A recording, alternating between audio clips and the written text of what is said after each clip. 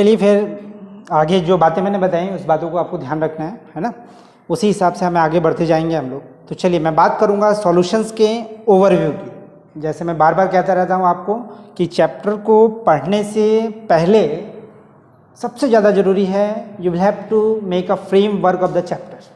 जब तक आप ओवरव्यू नहीं पाते हो ना चैप्टर का, आपको क्लियर कट इंस्ट्रक्शन मिलता नहीं है कि वो टॉपिक क्यों है, वो टॉपिक कैसे है। अभी क्या है कि आपको भी अभी देखिए मैं आपको समझाता हूँ तो आपको और बातें क्लियर रह जाएंगी। 11th में हमने पढ़ी भी हैं चीज़ों को, है ना, तो अभी आपको और समझ में आ जाएगा कि क्या हो। तो देखिए क्या होगा कि हमारा जो सेकेंड चैप्टर है वो हमारा है सॉल्यूशन। क्लास 12 का सेकेंड चैप्टर हमारा सॉल्यूशन है। सॉलिड स्टेट के बाद में इसके बारे बाद में बात करेंगे। तो क्योंकि PDF मैंने आपको भेज दे रखा है किस चीज़ का, सॉल्यूशन का, तो पहले आपको उसको लिख लेना नोट्स, फिर इसको फॉलो करना है जो भी हम लोग यहाँ पढ़ाएंगे आपको। तो देखिए सॉल्यूशन है हमारा, तो सॉल्यूशन है तो ओवरव्यू की बात है। मैंने क्या किया, इस सॉल्यूशन को पूरे चैप्टर को मैंने 5 पोर्शन में बांट दिया। दिख रहा है आपको? पहला पोर्शन लेक्चर फर्स्ट हो जाएगा, what is the solution and concentration क्या है, ये वाली बात आ जाएगी। फिर दूसरा हो जाएगा आपका सॉल्युबिलिटी, तीसरा हो जाएगा लेक्चर कॉलिगेटिव प्रॉपर्टी, चौथा हो जाएगा आपका क्या वाई कॉलिगेटिव प्रॉपर्टी जो निकाला वो क्यों सही नहीं था, पांचवा क्या कैसे करेक्शन करें। यानी कि मैंने 5 लेक्चर्स में इसको बांट दिया। अब करेंगे क्या कि जब भी हमें कोई चीज़ कठिन लग रही हो, तो कठिन लग रही है तो उसको कठिन समझना सबसे बुरी बात है। आपने किया क्या उसके लिए ताकि वो आसान हो जाए, ये ज़्यादा मैटर करता है आपका। तो इसलिए क्या करो आप कि आप सबसे पहले क्या है कि अगर ये कठिन लग रहा है तो कोई इशू नहीं, कठिन चीज़ें होती हैं शुरुआत में, जब बंदा पढ़ता है तो उसको कठिन लगता है। हमारे साथ भी ऐसा हुआ, आपके साथ भी ऐसा आ रहा है, कोई नॉर्मल नहीं है, सबके साथ ऐसा होता है ना। तो कठिन लग रहा है कोई इशू नहीं है, उसके विषय में ज़्यादा नहीं सोचना आपको ये सोचना how to make it easy, कैसे बनाए ईजी हम इसको। तो उसको कैसे ईजी बनाना है, तो वे ऑफ लर्निंग हमारा अच्छा होना चाहिए, क्योंकि सारी चीज़ें सारे कॉन्सेप्ट डिपेंड करते हैं वे ऑफ लर्निंग पे। ये कोई मैटर नहीं करता कि आप एक ही टॉपिक को 50 जगह से 50 बुक से पढ़ ले, उससे कोई मतलब नहीं होता। मतलब ये होता है आप 1-2 जगह से ही पढ़िए, but what is the way of your learning, that's the matter, कि whether your concept is being cleared और नॉट। अगर क्लियर हो गए तो आप देखिएगा वो चीज़ें धीरे धीरे आसान हो जाती हैं, ठीक है ना। तो बात मैं करूंगा सॉल्यूशन की। तो पहले लेक्चर में हम बात करेंगे व्हाट इज द सॉल्यूशन, यानी कि बात करेंगे सॉल्यूशन क्या है। क्लास 9th में भी आपने इस चीज़ों को पढ़ा कि सॉल्यूशन क्या होता है। तो सॉल्यूशन क्या होता है, तो आपने कहा कि आपने पढ़ा एक चीज़ की solution is a one type of mixture. Mixture क्या होता है, तो कहा जाता है कि जब किसी दो चीज़ को आप मिक्स करते हैं, जब दो चीज़ें आपस में मिक्स होती हैं तो that is called the mixture. और आपने पढ़ा mixture is divided into the further into the 2 category, homogeneous mixture and heterogeneous mixture. तो when there is the homogeneous mixture, that mixture is called the solution.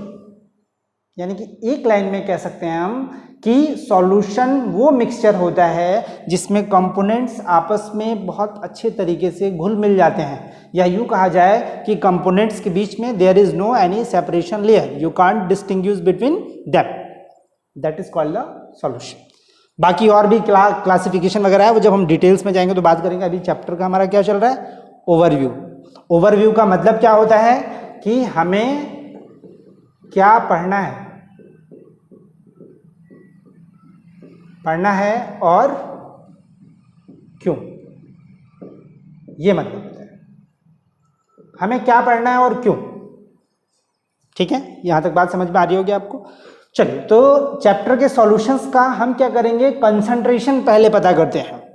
तो आपको एक simple example मैं आपको दे रहा हूं कि आपको मैं पूरा चैप्टर सिर्फ एक कॉन्सेप्ट से समझा दूंगा।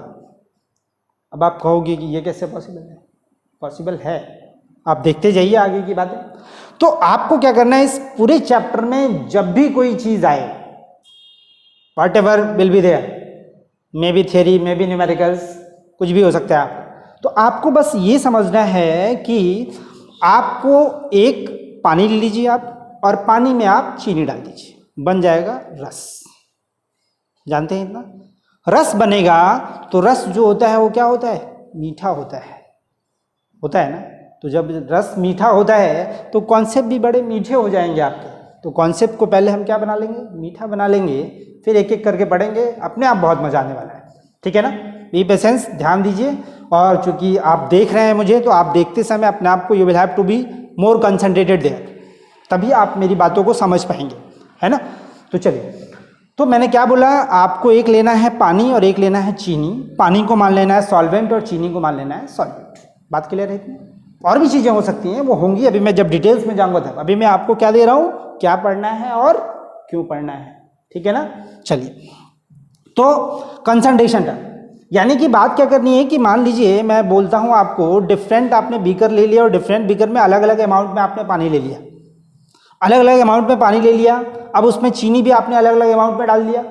तो जब आप डिफरेंट बीकर में अलग अलग अमाउंट ले रहे हैं तो जाहिर सी बात है कि सब में अलग अलग मीठापन आएगा। अगर आप उसको पीते हो तो होगा कि नहीं होगा?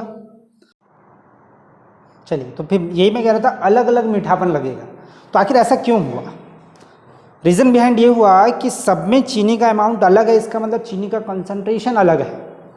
अब वो चीनी का कंसंट्रेशन अलग है तो कोई बंदा अगर हमारे पास आए और वो बात करे कि उस कंसंट्रेशन की, तो केमिस्ट्री की लैंग्वेज में अगर मैं बात करूं तो हम कहेंगे क्या, उस कंसंट्रेशन को इस डिफरेंट वे से हम दिखा सकते हैं।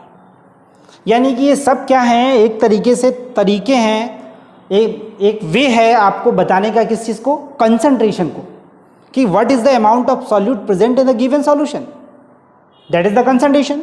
And concentration can be defined by the various terms, and those terms are mass percentage. Mass percentage में ये तीन चीज़ें होती हैं, या तो मास का परसेंट होगा, या तो मास वॉल्यूम का परसेंटेज होगा, या तो वॉल्यूम का परसेंटेज होगा।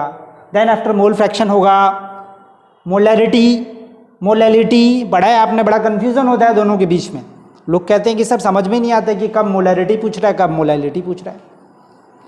अरे सब हो जाता है। तो मोलैलिटी, फिर जब दो चीज़ों के बीच में बहुत कन्फ्यूजन क्रिएट हो तो आप क्या करो, एक चीज़ को छोड़ दो, दूसरी चीज़ को आप याद रखो, तो दूसरी चीज़ अपने आप पता चल जाएगी आपको।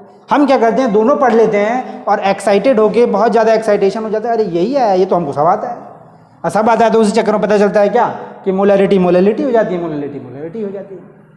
समझ के बात को? तो मोलैरिटी और मोलैलिटी में अगर आपको दिक्कत आ रही है तो बस याद रखो litti, do you know, litti chokha, litti याद रखो, बस लिट्टी, बस, और दूसरा छोड़ दीजिए रिटी, बात खत्म। तो चलिए, जब हम बात करेंगे मोलैलिटी की, तो थोड़ा सा हम इन सबको पढ़ने के बाद नॉर्मल होंगे तो नॉर्मेलिटी पढ़ेंगे। और जब नॉर्मेलिटी हो जाएगी, यानी कि पूरा नॉर्मल चल रहा है हमारा, तो हम आ जाएंगे किसमें, फॉर्मेलिटी में, तो फॉर्मल हो जाएंगे। आपको भी पता है कि हर चीज़ में हमें क्या है, आजकल तो हर चीज़ में फॉर्मेलिटी है, तो क्यों ना हम टॉपिक में भी फॉर्मेलिटी कर लें। सारा कुछ पढ़ने के बाद लास्ट टॉपिक हमारा क्या हो जाएगा, फॉर्मेलिटी हो जाएगा। तो ये हमारा पूरा टर्म्स हो जाएगा किस चीज़ का, कंसंट्रेशन ऑफ सॉल्यूशन। इसका मतलब एक सिंपल सी लैंग्वेज में कहें हम कि ये पूरा आपको बता रहा है कि what is the amount of solute in the given solution. Given solution में क्या अमाउंट ऑफ सॉल्यूट है उसको बताने के लिए we can use any of them. जब कंसंट्रेशन हो जाएगा तो देन आफ्टर हम आगे बढ़ जाते हैं, सेकेंड लेक्चर हो जाता है हमारा सॉल्युबिलिटी का। सॉल्युबिलिटी का मतलब ये हुआ कि कितना चीनी पानी में डिसॉल्व हुआ, मैक्सिमम कितना डिसॉल्व हो सकता है चीनी पानी के अंदर without changing in the temperature. हमें टेम्परेचर चेंज नहीं करना है आपका, तो उसको बोलते हैं सॉल्युबिलिटी। अब solubility is govern by the two things, that is the Henry law and the routes law. Henry law बताएगा आपको सॉल्युबिलिटी क्या होती है, कैसे पता चलता है हमें। यहाँ से बहुत अच्छा कॉन्सेप्ट हमें निकल के आता है, दो तीन चीज़ डेली लाइफ से देखने में आता है। बार बार मैं कहता हूँ कि आपको कोई कॉन्सेप्ट अगर आपको लॉन्ग लास्टिंग रखना है, अभी होता क्या है कि हम शुरुआत में पढ़ रहे होते हैं तो हमें सब समझ में आ रहा होता है, ये चैप्टर पूरा पढ़ेंगे, न्यूमेरिकल्स लेंगे, आईटी जेई के न्यूमेरिकल्स लेंगे, नीट के न्यूमेरिकल लेंगे, बंदा खुश हो जाता है, मेरे ऐसा तो कोई है ही नहीं। लेकिन जैसे जैसे इस चैप्टर के बाद अगले चैप्टर पे हम जाते हैं तो पता चलता है पीछे का गायब होता रहता है। ये एकदम 100% सही बात है। ये आपके साथ ही नहीं होता है, सबके साथ होता है, और ये हमारे साथ भी होता है। बात समझ गए? तो इससे घबराना नहीं है आपको। आपको करना क्या है, मैं बोल रहा था कॉन्सेप्ट्स को लॉन्ग लास्टिंग कैसे रखें, तो उसको रखने के लिए आपको करना क्या है कि किसी भी कॉन्सेप्ट्स को पढ़ने के लिए सबसे पहले आप उसको डेली लाइफ से कोरिलेट कराएं। डेली लाइफ से जब कोरिलेशन हो जाता है तो अपने आप चीज़ें बड़ी आसान लगने लगती हैं। ठीक है ना, करके मैं दिखाऊंगा आपको, आपको भी मज़ा आएगा और मुझे भी मज़ा आएगा बताने में आपको। अब देखिए क्या है कि अगर मैं सॉल्युबिलिटी की बात करूं तो हेनरी लॉ से दो तीन चीज़ें निकल के आती हैं। अब आप कहेंगे क्या क्या चीजें निकल के आती हैं, तो क्या क्या चीजें आती हैं, तो एक आपने देखा कोल्ड ड्रिंक, कोल्ड ड्रिंक देखा आपने, कोल्ड ड्रिंक है आपका, आपने पेप्सी ले लिया, उसके बॉटल्स को आपने शेक कर दिया, बॉटल को खोला तो आप देखते हैं कि उसमें से फर्र से निकल के जाएगा कोल्ड ड्रिंक बाहर। लेकिन वहीं अगर घर में पानी है, पानी को पूरा भर दिया, उसको शेक कीजिए, उसको खोलिए, तो क्या होगा? ऐसा नहीं ना, नहीं होगा। तो क्या कभी सोचा आपने इस विषय में, क्यों नहीं होगा? वो चीज बताएगा हमें हेनरी लॉ। उसके बाद मैं एक और चीज बताऊं आपको, बड़े मजे की बात है कि अगर कोई हिल स्टेशंस पे जाता है, माउंटेनियर अगर वो जाते हैं वो लोग, तो लोग अगर कोई ऊपर जा रहा है हिल स्टेशंस पे तो वो अपने साथ गैस का सिलेंडर लेके जाता है। क्यों? क्योंकि ऊपर जाने पे प्रेशर कम होता है, प्रेशर कम होता है तो अवेलेबिलिटी ऑफ गैस कम हो जाती है, तो जाहिर सी बात है उसको सफोकेशन होने लगेगा, तो इस वजह से ऊपर वो गैस लेके जाते हैं। लेकिन अगर मैं आपको बात बताऊं तो नीचे भी अगर कोई बंदा जाता है, यानी कि सी डाइवर्स भी होते हैं, वो भी सिलेंडर लेके जाते हैं, जबकि ऐसा नहीं होना चाहिए। क्यों? क्योंकि ऊपर तो समझ में आ रहा है प्रेशर कम है, नीचे तो प्रेशर बढ़ रहा है भाई, तो नीचे क्या जरूरत पड़ गई हमें गैस सिलेंडर की, है ना? तो ये भी बात हमें समझ में आएगी कि why there is the need of gas cylinder. Gas cylinder की क्या जरूरत है हमें ऊपर और नीचे दोनों जाने में। एक और कॉन्सेप्ट यहीं से निकल के आता है कि हिल स्टेशंस पे जो टैलेंट होते हैं वो बड़े कम होते हैं अकॉर्डिंग टू द नॉर्मल। मतलब अगर आप देख लो कट ऑफ वगैरह, देखो आप हिल स्टेशंस पे आप जाइए, गुवाहाटी वगैरह वहाँ पे, तो कट ऑफ आप देखेंगे तो वहाँ पे नॉर्मल कट ऑफ क्या होता है, यहाँ के प्लेन एरिया के बच्चों से कम आता है। तो फिर रीज़न क्या होता है वहाँ पे? रीज़न ये होता है कि वहाँ पे एक प्रॉब्लम होती है सबको, सभी लोग एक डिजीज से सफ़र कर रहे होते हैं, that is called the anoxia, low thinking powers. Anoxia से वो सफ़र कर रहे होते हैं। रीज़न बिहाइंड क्या होता है, क्या चीज़ें होती हैं, वो मैं बात करूंगा जब डिटेल्स में तो आएगा। यानी कि अब हेनरी लॉ आते ही आपको समझ में आना चाहिए क्या, पानी की बोतल में से पानी का बाहर ना निकलना, जबकि शैंपन या कोई भी कोल्ड ड्रिंक वगैरह ले लो आप, उसमें से हिलाने पे क्या होगा, बाहर जाएगा। दूसरा चीज़, सिलेंडर की क्यों ज़रूरत पड़ती है दोनों साइड। तीसरा चीज़, हिल स्टेशंस पे क्या इंटेलेक्चुअल लोग कम क्यों होते हैं ऐसा। तो ये चीज़ें बताएगा कौन, हेनरी लॉ। फिर हम बात करेंगे हेनरी लॉ के बाद राउल्ट्स लॉ। राउल्ट्स लॉ भी आपको कुछ डिक्टेट करेगा, और राउल्ट्स लॉ को पूरा it is govern by the Dalton's law of partial pressure. तो मैं बोल रहा था आपसे क्या कि Raoult's law is totally govern by the Dalton's law of partial pressure. इसके विषय में आपने पिछला चैप्टर स्टेट्स ऑफ मैटर पढ़ा था।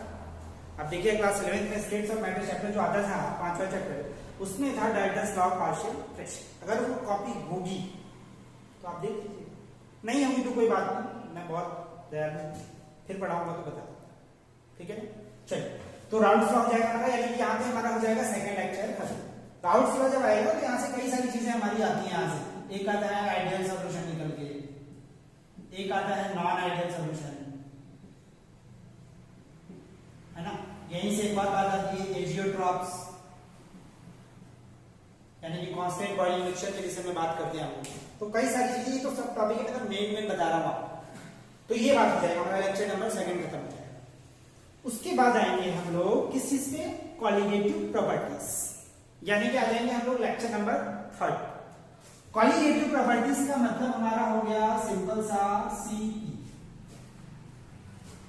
हो गया कॉलिगेटिव प्रॉपर्टी। सीपी का मतलब कहा जाएगा this is the backbone of the chapter. Chapter का पूरा तरीके से बैकबोन है, यानी कि all the numericals, almost 80% numericals will revolve around these topics only. Okay, तो इसको हमें बहुत ध्यान से समझना होता क्या है कॉलिगेटिव प्रॉपर्टी। जैसे आपने पानी में, बहुत ध्यान से समझना मेरी बात, आप खुद समझ जाएंगे। जैसे पानी था, चीनी था, दोनों अलग अलग है, क्लियर है, गेटिंग माय पॉइंट, दोनों अलग है। वाटर की बात में करो तो उसका बॉइलिंग पॉइंट क्या होगा, 100 डिग्री सेंटीग्रेड। फ्रीजिंग पॉइंट क्या होगा, 0 डिग्री सेंटीग्रेड। सही है, इतना तो समझ में आ रहा है। अब आपने क्या किया, उस चीनी को पानी में डाला।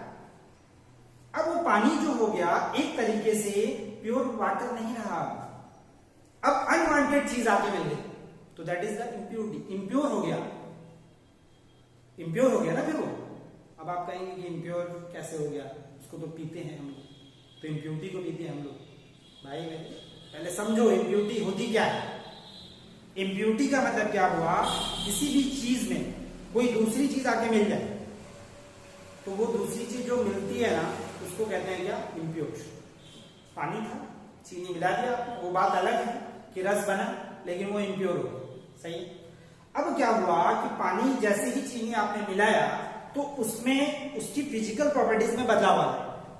सिंपल लैंग्वेज में आप समझिए कि वाटर का, प्योर वाटर अगर है उसका फ्रीजिंग पॉइंट 0 डिग्री है, जब आपने चीनी मिला दिया उसमें तो उसका फ्रीजिंग पॉइंट घट जाएगा। अब कैसे घट जाएगा, क्या होगा क्या नहीं होगा वो तो डिस्कस करेंगे डिटेल्स में, तो बताऊंगा मैं आपको। घटेगा, कितना घटेगा, कितना चीनी मिलाएंगे, क्या होगा, यही तो न्यूमेरिकल है उसमें। उसी तरीके से उसका बॉइलिंग पॉइंट जो था वो 100 डिग्री था, वो 100 डिग्री जो था अब वो बॉइलिंग पॉइंट क्या हो जाएगा, बढ़ जाएगा। That is called elevation in boiling point. Elevate होना, बढ़ना, डिप्रेस होना, तो घटना। उसी तरीके से एक प्रॉपर्टी RLVP है, relative lowering of vapour pressure. उसी तरीके से एक प्रॉपर्टी ऑस्मोटिक प्रेशर है। ये चारों प्रॉपर्टीज बहुत ही जरूरी है, कॉलिगेटिव प्रॉपर्टीज, चारों से न्यूमेरिकल्स है हमारे पास, ठीक है। अब मैं एक तरीके से बात करूं कि कॉलिगेटिव प्रॉपर्टी का मतलब आप सीधे जानो कोरोना पॉजिटिव, ये तो समझ रहे होंगे आप, तो दहशत करा रही थी पूरे विश्व में कोरोना पॉजिटिव। सही बात तो यही है कि आज कल का सबसे निगेटिव वर्ड है कोरोना का पॉजिटिव वर्ड। आ रहा है नहीं आ रहा, कोई बात नहीं, छोड़ दो। तो ये कोरोना पॉजिटिव हमें पढ़ना है, यानी कि कॉलिगेटिव प्रॉपर्टी को आपको समझना है। कोरोना पॉजिटिव, जिस तरीके से पूरे विश्व में काम चल रहा है कि कैसे वैक्सीन को डेवलप किया जाए, है ना, ये साधारण काम नहीं है, आप समझ सकते हैं। अमेरिका हिल गया, हम लोग हिल गए, क्या क्या सोचते थे अपने आप को, आज घर में दुख के बैठे हुए हैं सब लोग। तो भाई सिंपल चीज नहीं है, तो इसके ऊपर भी हम लोग काम करेंगे, यानी कि इसको कोरोना पॉजिटिव मानेंगे और कोरोना पॉजिटिव का पूरा क्या करेंगे, निचोड़ निकालेंगे। तो कॉलिगेटिव प्रॉपर्टी आपको समझना है, सही है, ठीक है ना। वो अभी आप परेशान मत हो, एक एक करके आएंगे, तो एक एक का पोस्टमार्टम करेंगे हम। इसका एकदम चीज भाग करके एकदम पोस्टमार्टम करके बता देंगे कि क्या कहना चाहता है वो एग्जैक्टली, है ना। तो कोई बहुत इशू नहीं। तो ये हमारा हो जाता है कॉलिगेटिव प्रॉपर्टी। देन आफ्टर हम लोग आ जाएंगे चौथे चैप्टर, चौथे लेक्चर पे आ जाएंगे। अभी हमने ये जो निकाला ना, तो यहाँ से कुछ एक्सप्रेशंस निकल के आएंगे। जैसे मैं बात करूं एलिवेशन वैल्यू का है, तो delta TV equals to KVM आता है इसका इक्वेशन। उसी तरीके से इसका इक्वेशन आता है delta TF equals to KFM। उसी तरीके से इसका पाई इक्वल्स टू CRT आता है, आपको कई सारी चीजें आती है। तो ये इक्वेशन हमारे निकल के आए, वो कैसे आए वो डिराइव करूंगा, मैं बताऊंगा आपको। तो इन इक्वेशन से जो हम कॉलिगेटिव प्रॉपर्टी निकाल पा रहे हैं ना, वो जो बहुत ध्यान से समझिएगा इस बात कि यहाँ पे जो भी निकाला हमने वो हर केस के लिए वैलिड नहीं है। फिर से समझिए, पहले न्यूमेरिकल्स हम सॉल्व करेंगे, यहाँ पे सब कुछ सेम वही हाल होगा जैसा हमारा हाल हुआ था states of matter. States of matter हम पढ़ते थे, तो हमने देखा कि स्टेट्स ऑफ मैटर जब हम लोग पढ़ते थे तो वहां पे हम लोग क्या करते थे, पहले तो आइडियल गैस इक्वेशन बनाते थे, डिराइव करते थे, तमाम न्यूमेरिकल्स लगाते थे, IDJ एडवांस नीट वगैरह वगैरह। लेकिन फिर बाद में कहते थे आइडियल गैस तो कुछ होता ही नहीं, होता था ऐसा। तो ideal gas equation, ideal gas कुछ होती नहीं है। इन द सेम वे मैं यहाँ पे बात करूँगा, तो यहाँ पे हम कॉलिगेटिव प्रॉपर्टी निकालेंगे तो सही, लेकिन बाद में कहेंगे इसमें कुछ डिफेक्ट्स है, माइनर डिफेक्ट है, वो सही हो भी सकता है नहीं भी हो सकता है, गलत नहीं है, वो लिमिटेड है।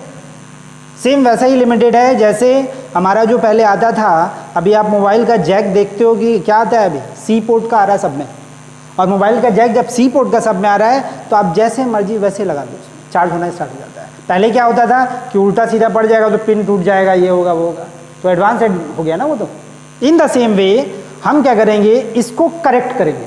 तो पहले हम जानेंगे कि why there is the problem in the calculation, why it is not valid for all the cases. तो वो चीज़ हम यहाँ बताएंगे आपको कि क्यों ऐसा हुआ। फिर उसके बाद हम बात करेंगे हाउ इट कैन बी क्या मॉडिफाइड, किस तरीके से इसको हम सही कर सकते हैं। तो उसको सही करने के लिए एक साइंटिस्ट है, that is the van't Hoff, Nobel prize भी मिला इनको, और इन्होंने एक बहुत सिंपल तरीका बता दिया। मैं आपको बताऊं, इन्होंने आई का कॉन्सेप्ट दिया, वेन थॉप इक्वेशन आता है आपका। वेन थॉप जैसे ही आया, ये पाई पहले का इक्वेशन था जो लिमिटेड एडिशन था, गलत नहीं था, लिमिटेड एडिशन। इसको हमने क्या कर दिया, सही कर दिया, पाई इक्वल्स टू ICRT। यानी कि हर इक्वेशन में आई से उन्होंने मल्टीप्लाई कर दिया और अपने आप वो इक्वेशंस क्या हो गए, सही हो गए हमारे। पूछिए। अब प्रॉब्लम थोड़ी सी न्यूमेरिकल में होती है आई वाले numerical, how to calculate the i, how to find out without calculating the i, ये भी मेथड है। हम नहीं भी कुछ जाने तो भी जान जाते हैं कि उसका आई कितना होगा, टाइम के साथ बताऊंगा, ठीक है ना। तो आई हमें निकल जाएगा, हम उसको यहाँ पुट कर देंगे, हमारा काम हो जाएगा। बात कुछ समझ में आ गई कि नहीं आप लोग को? मैंने आपको कोशिश की इस चैप्टर का टोटल ओवरव्यू देने की। अभी ये इतना आसान नहीं है जितना दिख रहा है, लेकिन मैंने क्या बोला, you will have to think that it is आसान है। सुना है ना, आसान है। तो आसान बनाने के लिए मैंने क्या किया, इस पूरे सॉल्यूशन चैप्टर को 5 लेक्चर में डिवाइड किया। मैं गारंटी देता हूं आपको कि यहां पे मैं इसी 5 टॉपिक्स के अंदर ही पूरे नीट, IIT JEE एडवांस सबके न्यूमेरिकल्स लगा के दिखा दूंगा। सही है, बस मेरे साथ आप लोग बने रहिए। और बनने के लिए आपको मैंने बार बार कह रहा हूं कि you will have to be more concentrated than me, भाई, बिकॉज आप मोबाइल में मुझे देख रहे हो, वहां पे बहुत सारी चीजें आती रहती है, आपको भी पता है। सोशल मीडिया है, मैसेज आएगा तो हमको पॉज करके पहले मैसेज देना जरूरी है। क्यों? क्योंकि भाई उन लोग का भी काम तो हम ही लोग से चल रहा है कि नहीं, तो एक जिम्मेदारी तो है ही। तो खैर चलिए, ये आज का हम लोग का पूरा ओवरव्यू रहा। फिर हम बात करेंगे नए चैप्टर में, नए लेक्चर्स में। एक लेक्चर से ऐसे करके आपको, मुझे लगता है आपको समझ में आ रहा होगा कि इस चैप्टर में पूरा पढ़ना क्या है। सही है, 5 टॉपिक है हमारे पास, एक एक करके हम पूरा डिटेल्स करेंगे, न्यूमेरिकल्स लगाएंगे शानदार तरीके से, छोटे छोटे मेथड से, और बहुत मजा आएगा इस चैप्टर में पढ़ने के लिए। कोई चीज़ इसमें ऐसी है ही नहीं जो आपको लगेगी कठिन है। क्यों? क्योंकि कठिन होगा तो मैं हूं ना, बताऊंगा आपको बहुत सही तरीका, आसान तरीका। ठीक है, चलिए फिर मिलते हैं नए चैप्टर, नए लेक्चर में। Thank you to all of you.